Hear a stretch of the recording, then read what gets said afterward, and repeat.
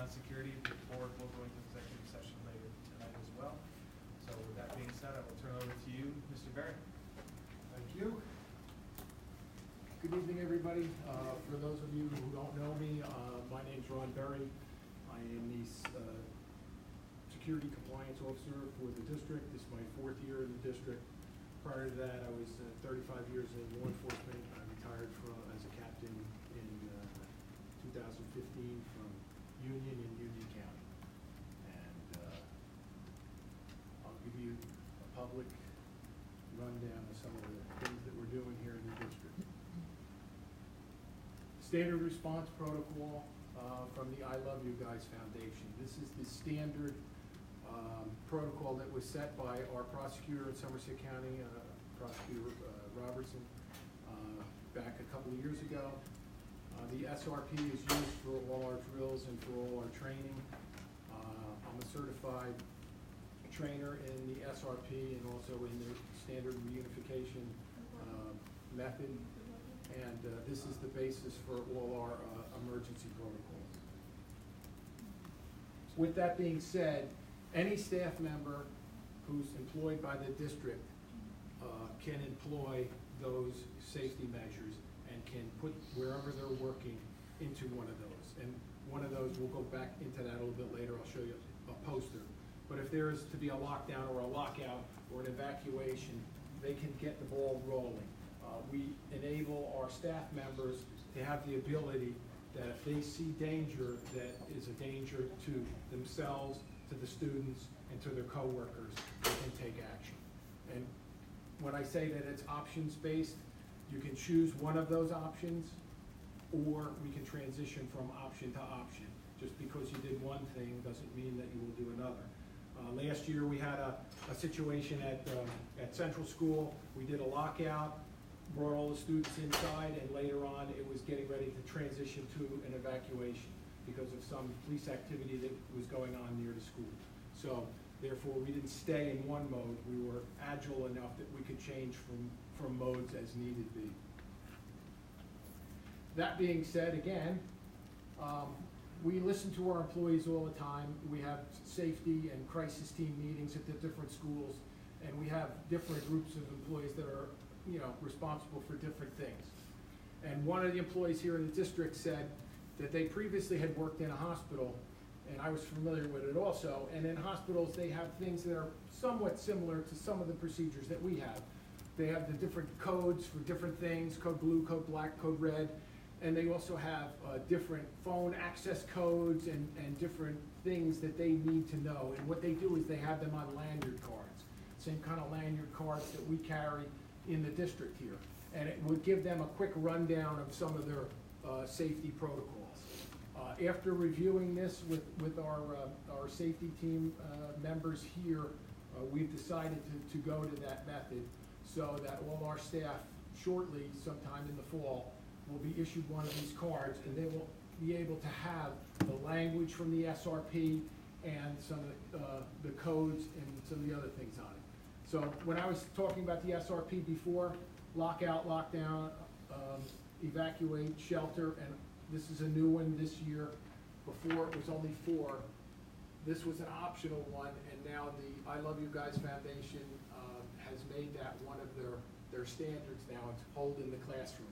Hold in the classroom a lot of times is used for if there's a medical emergency in the hallway that you don't want other students to see. If there's a student who's having an emotional or behavioral issue in a hallway and you want to keep other people away from them, you would call a hold in a classroom. And that way, these other students would be removed and staff could take care of what they have to take care of. So those are some of the protocols that are used. And when you use those protocols, or when you call those protocols out over the PA system, there's language that goes with that. And this would be similar to what we're designing. It's not, it's in draft form right now. We haven't finalized it, but this is some of the information that would be on the back of that card.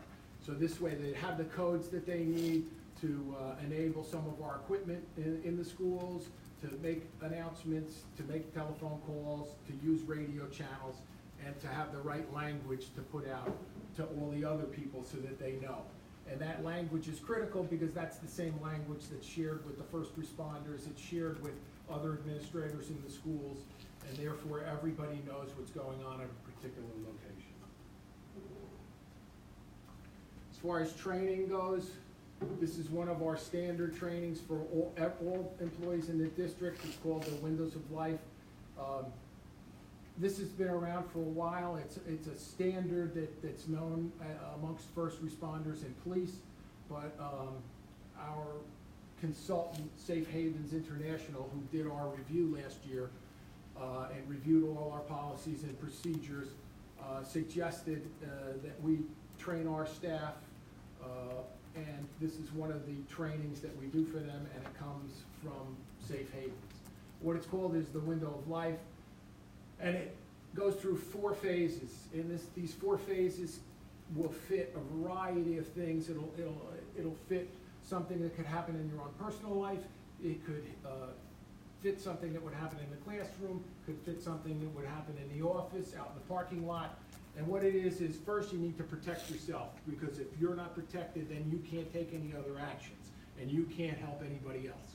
Second one is protect the others that are in the area. So if somebody came in here and was angry, or was armed, or something, and I saw him and you didn't see him, he's standing over there, but nobody could see him. I'm gonna protect myself, put some distance between me and him, and then I'm also gonna let you people know that, hey, there's something of concern over here. Protect the place. That means we might know that something's going on here in the library, but the rest of the campus does not know. The people who are out on the softball field have no idea. The people who are lining up for the bus don't know. The office doesn't know. Nobody else knows. So you have to protect the place. You have to use the radio or the telephone or the PA system and protect the other people that are in the building, and then notify public safety. In other words, call in the cavalry, call in the people that you need to handle whatever the situation is. So that's something that can fit into a lot of different scenarios and a variety of situations that can happen anywhere on any of the school property. So that's a training that we're doing through Safe Schools. We made a custom Safe Schools training with that, and as they go through their Safe Schools training, which they go through for some other topics, that's one of the topics that they're gonna hit. So that being said, all these other things we're talking about with lockdowns and with lockouts and with, protecting ourselves and our students, what's the most dangerous location in the school? There it is, it's the parking lot. Childhood injury reports. If children from 0 to 19 years of age are gonna get injured, the most likely place they're gonna get injured is in a motor vehicle or a traffic-related incident, and it's non-school transportation. It's private transportation. It's not with school transportation. Injuries with children, again, it follows that same model, but what happens with this is it's being struck by an object or an object striking them, and those numbers are still very much the same. So therefore, again, it goes back largely to motor vehicle type incidents and injuries. So what do we do in our district to try to prevent that? Well, we have striping, crosswalks, signage, cones. We try to educate our students where to line up. We put extra staff outside during arrival and dismissal times. We try to control what's going on our school property to keep everybody safe. But that's what happens with our own people and our own parents when their behavior is not controlled. That's right here at the middle school. That's during an event that was going on here. Everybody knows they're not supposed to park in the fire zone. Everybody knows they're not supposed to block a fire lane. But for whatever reason, on this particular date, they were late, they couldn't find a parking space, so what did they do? That's what they did. So those are some of the behaviors that we have to deal with when it comes to driving and what happens on school property. So that being said, a couple years ago in 2017, in an annual hazard report, we talked about school beacons. And why did we talk about school beacons? Because a school zone flashing beacon reduces vehicle speeds from 5 to 7 miles an hour. Now, you say to yourself, 5 to 7 miles an hour, what good is that?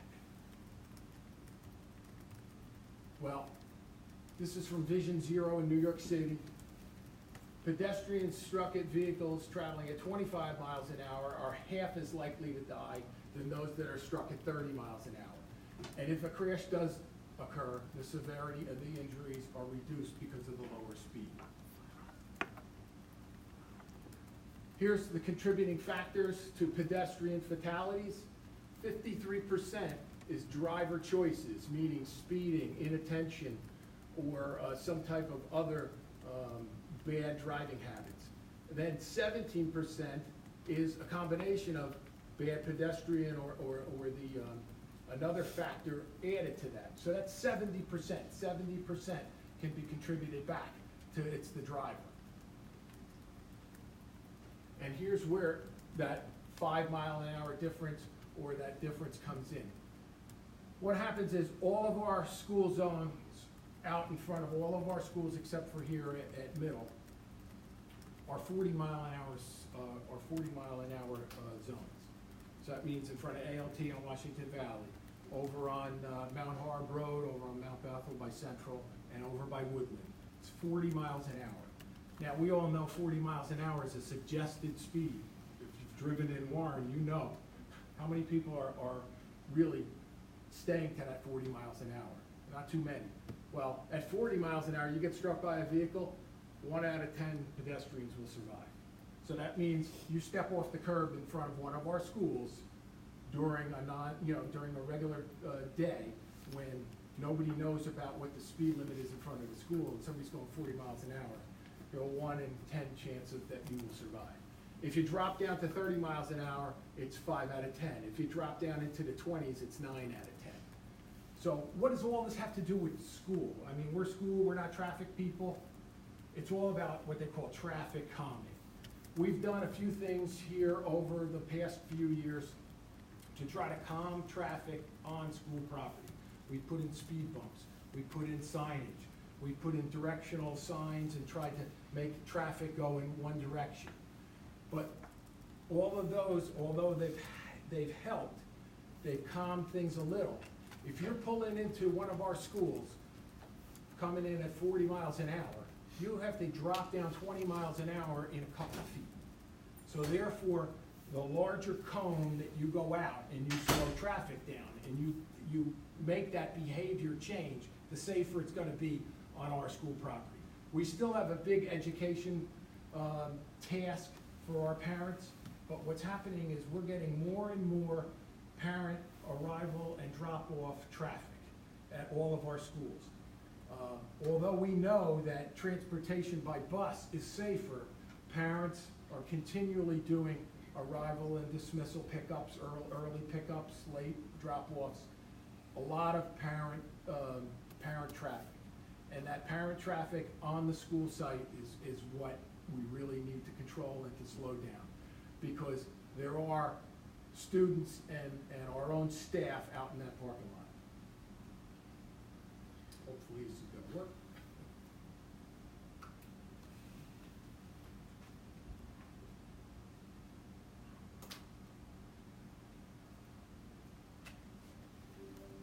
It's a little wonky at sections, I might talk over it.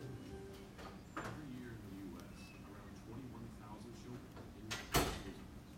Studies also show that 2/3 of drivers exceed posted school zone speed limits. Ensuring drivers obey school zone speed limits is crucial to lower pedestrian injuries and fatalities. Even a 5 to 9 mile per hour reduction in speed can dramatically reduce the risk of death or serious injury. As this graphic shows, 90% of pedestrians hit by a vehicle traveling at 20 miles per hour will survive, while only 10% will survive if hit by a vehicle traveling at 40 miles per hour. In this video series, we'll explore proven technology shown to increase safety in school zones and how it can be deployed effectively on roadways. Here in part 1, we'll focus on solutions to help drivers quickly identify when they enter a school zone and when school zone speed limits are in effect, and to draw attention to all types of school zone area signage. Keep in mind, this is a general guideline only. This section's Your a little state wonky, and so or I'll local talk over it a little jurisdiction bit. may But have when that different first school zone slide design came up, and it sign said placement standards 21,000 to meet their children unique are safety injured in concerns. school zones every year. Depending on the Compare road's that to posted school speed limit shootings. before the school zone, Shootings, that number install is an very, very low. S1-1 school Injuries area by sign vehicles is between very, 200 very high. and 600 feet If or there's a further student from the gonna school be grounds. injured, the These chances signs are warn much drivers more that they are likely he's gonna approaching be a school injured in area a motor that may vehicle include type school incident buildings and grounds, than it is gonna pedestrian be some crossings, other and other activity egregious adjacent to type the of road. thing happening on school property. If a school zone speed limit is established, install a school speed limit sign assembly a minimum of 200 feet away from the school grounds, or as close to the point the reduced speed limit begins. The most effective treatment is to pair an S5-1 school zone speed limit when flashing sign with flashing LED beacons. Beacons scheduled to flash during the hours the speed limit is in effect keep drivers' eyes on the road ahead, telling them exactly when they need to adjust their speed. No guesswork required. They're also effective at lowering traffic speeds. A Washington DOT study found that school zone flashing beacons can reduce vehicle speeds by 5 to 7 miles per hour. Another study found that 82% of drivers correctly identified a school zone sign when it had beacons that were flashing, compared to just 52% when no beacons were present. Beacons can easily be added to existing school zone sign poles or installed as part of a new school zone sign installation. The MUTCD advises one or more beacons vertically aligned on the pole. Horizontal mounting is also permitted. The minimum So circular again, since beacon we're talking size about is this, 8 I'm gonna inches talk in over it a diameter, little bit. and if 2 beacons In are the present, past 2 an years or alternating so, flash we've had to go pattern is through to some be used. municipal approvals, we've These had to go beacons through our can be own powered by engineering solar, approvals with our which can own reduce installation board, time, hired costs, engineer. and traffic disruption. And we are at the The county beacon level flash now, is because managed our by scheduling schools, all software, except for middle which can be school, are on county pre-programmed with roadways. operating hours for So 500 we have days gotten in approval advance from for the each township and individual their school zone. endorsement from the township. These beacons are particularly we effective are, on arterial and multi-lane got roads some where approval drivers from the might county, otherwise miss their school zone engineering signs and due to their, traffic conditions, Their traffic traffic people speeds, are looking at and it now, other and we're working competitive with them. signage. But since we had In to go through so combination many with layers flashing of government, beacons, this has been a embedded little bit of a LEDs slow and sign process. faces can But enhance this process visibility of is school moving area forward, signs. and, These the LED lights are township commonly really found has- on, is but are not full limited to, endorsement the behind it. signboard. If flashing, the LEDs must do it simultaneously between 50 and 60 times per minute. As drivers enter the school zone, the effect is to brighten the message and improve the visibility and recognition of the signs, especially under low light conditions. These school zone treatments are invaluable for increasing driver awareness of school zone speed limits and reducing vehicle speeds, keeping children and other pedestrians safe. Check out the rest of our video series to learn more about other possible school zone treatments. Visit our website and feel free to contact us for more information.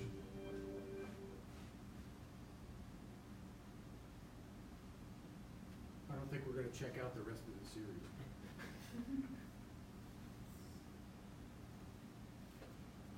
So why do we talk about all that traffic stuff?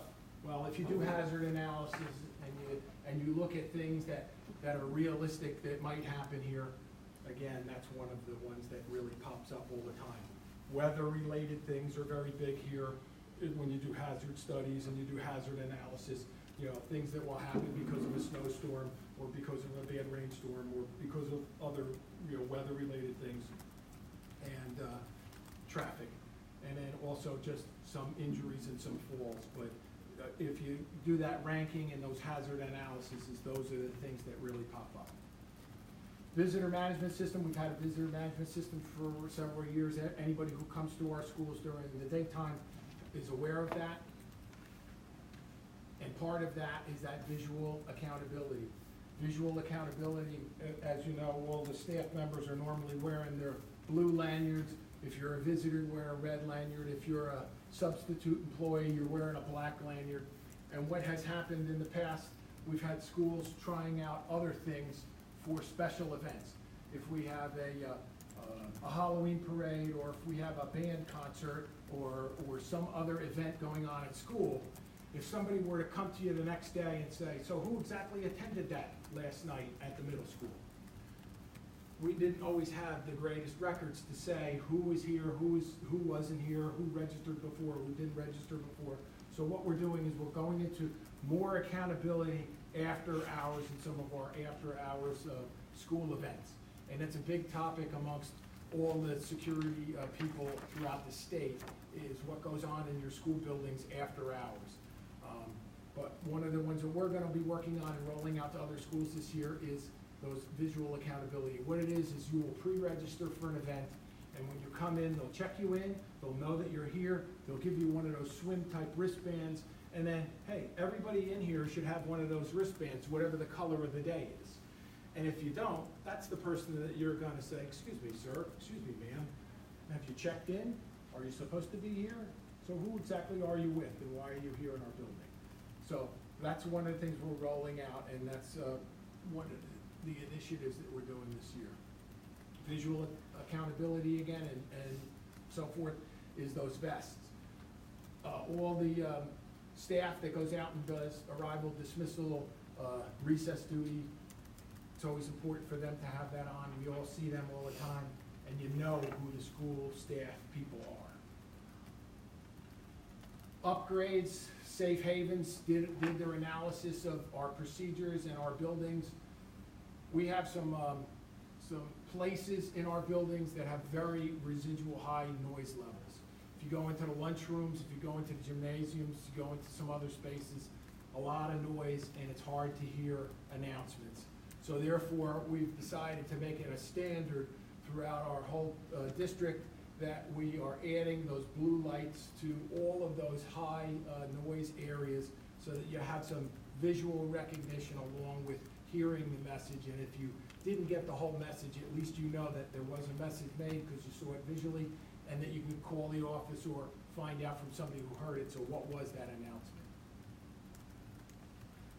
Alyssas Law. Everybody has probably heard about Alyssas Law. It got passed, and it also got a funding bill passed. It was part of, you probably know the name of it better, what they exactly call it, but it's the funding bill that's behind it. But the problem is, what's written in that law and what's actually gonna happen are there's a lot of disparity there.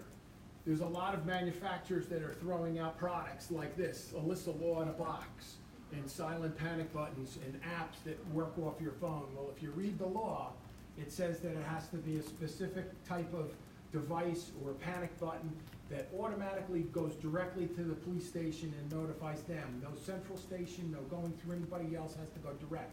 It says it has to be installed by an alarm installer licensed by the state. If you buy a box, you're not getting an alarm installer from the state. So therefore, there's a lot of questions. Nobody knows the answers. This is a big topic amongst all this state security and safety people.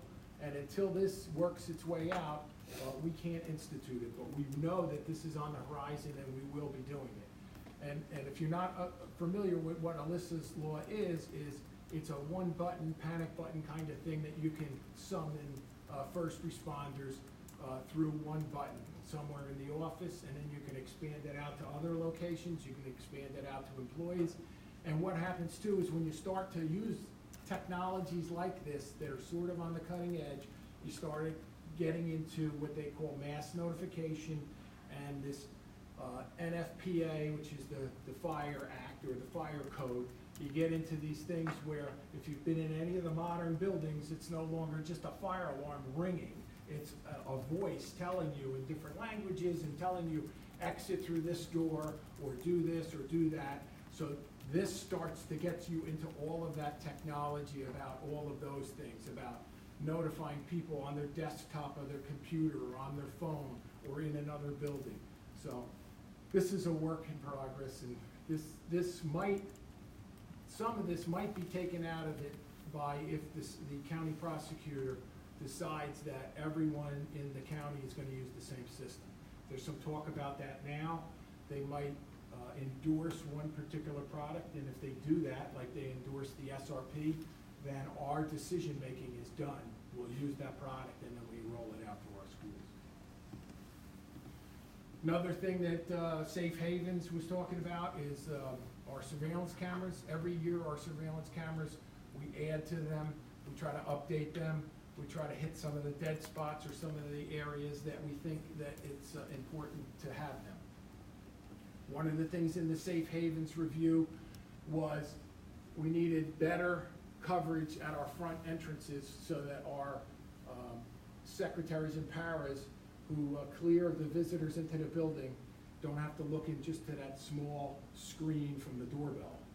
So this way, they can have that, and they also have better views, and they're gonna have a larger monitor near their workspace where they can see more of, is there somebody standing behind the person that wants to get into the building?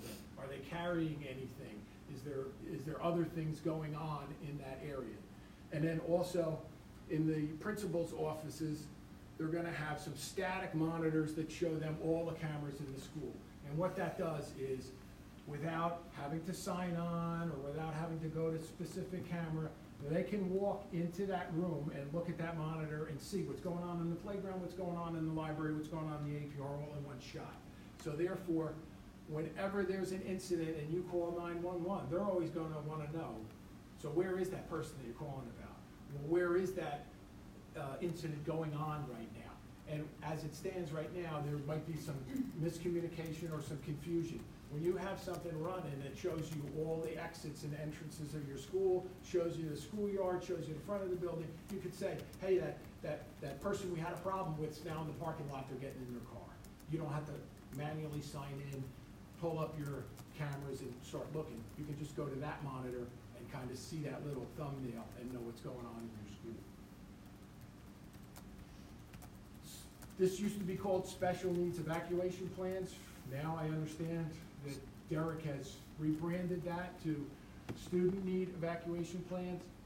What it is that it was recognized that there are many students in our population that need special accommodations during drills, during an emergency, and during times when unusual things are happening in our schools. So therefore, we've devised a plan to identify those students and to make accommodations for those students.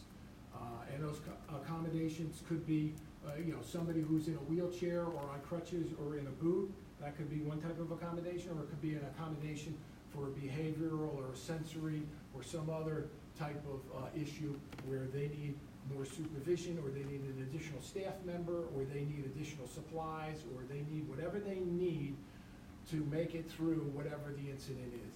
So that's been a work in progress for a little while. We've rolled it out, we're fine tuning it, and that's gonna be rolled out for all of those students who need them this year. And that means we're done. Any questions or anything I can always answer offline.